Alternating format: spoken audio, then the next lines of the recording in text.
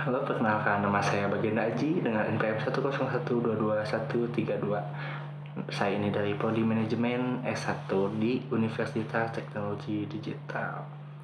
Nah, di sini saya akan menjelaskan mengenai teknik negosiasi dan komunikasi ya. Nah, sebelumnya teman-teman juga harus tahu dulu nih pengertian komunikasi itu apa ya. Komunikasi itu adalah sebuah proses yang melibatkan individu dalam suatu hubungan ataupun kelompok ataupun organisasi ataupun masyarakat yang merespon dan menciptakan pesan. Nah, tujuannya untuk apa? Yaitu untuk beradaptasi eh, dengan lingkungan satu sama lainnya. Nah, kemudian menurut paradigma Laswell ini tuh ada 5 unsur komunikasi itu apa aja.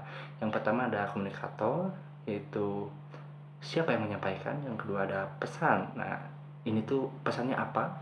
Dan yang ketiga ada media.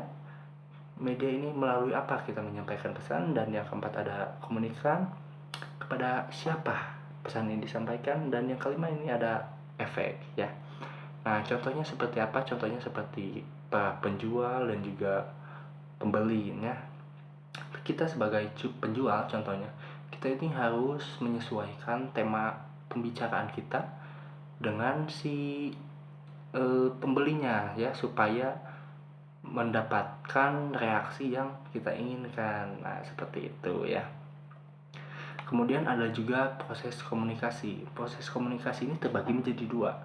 Yang pertama yaitu proses komunikasi secara primer, dan yang kedua juga ada komunikasi secara sekunder. Nah, ini komunikasi primer ini contohnya itu komunikasi melalui simbol. Contohnya seperti apa? Kayak mengangguk atau geleng-geleng. Nah, kan geleng-geleng ini simbol ya, sebagai kata tidak setuju. Yaitu yang kedua ada komunikasi sekunder, yaitu komunikasi yang menggunakan alat sebagai media. Nah, contohnya kayak telepon ataupun media yang lain seperti itu. Kemudian ada juga konseptual komunikasi. Nah, ini ada 3 ya. Yang pertama yaitu komunikasi satu arah, yang kedua ada komunikasi interaksi, yang ketiga ada komunikasi sebagai transaksi. Nah, contoh komunikasi satu arah ini gimana sih? Nah, komunikasi satu arah ini berarti hanya contohnya satu orang yang hanya mendapatkan informasi, contohnya seperti televisi, radio, nah kayak gitu, yaitu komunikasi satu arah. Yang kedua yaitu komunikasi sebagai interaksi, contohnya kayak kita ngobrol dengan teman kita, kan itu ada interaksi, itu ada aksi dan juga reaksi antara kita dengan teman kita. Contoh kita memberi aksi, teman kita memberi reaksi, begitu pula sebaliknya. Nah, komunikasi sebagai transaksi ini seperti apa? Kita ini kan bertukar informasi. Nah, itu kan komunikasi sebagai transaksi. Nah, bisa dibilang seperti itu ya. Nah, selanjutnya itu fungsi komunikasi itu apa sih? Fungsi komunikasi ini yaitu sebagai komunikasi sosial, komunikasi ekspresif untuk menunjukkan perasaan kita bagaimana. Nah, itu komunikasi sebagai ekspresif, yaitu sebagai ritual juga bisa untuk berdoa, yaitu ada juga sebagai instrumental, yaitu untuk menghibur orang lain begitu.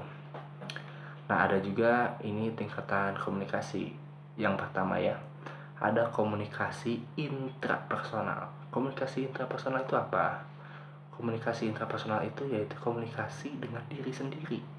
Contohnya kayak kita ngelamun. Nah, itu kan komunikasi intrapersonal. Yang kedua ada komunikasi interpersonal. Interpersonal berarti dengan orang lain, mengobrol dengan orang lain. Nah, itu komunikasi interpersonal. Yang ketiga ada komunikasi grup. Nah, ini biasanya di lingkup grup, di 2 orang atau lebih ya. Nah, ini komunikasi grup.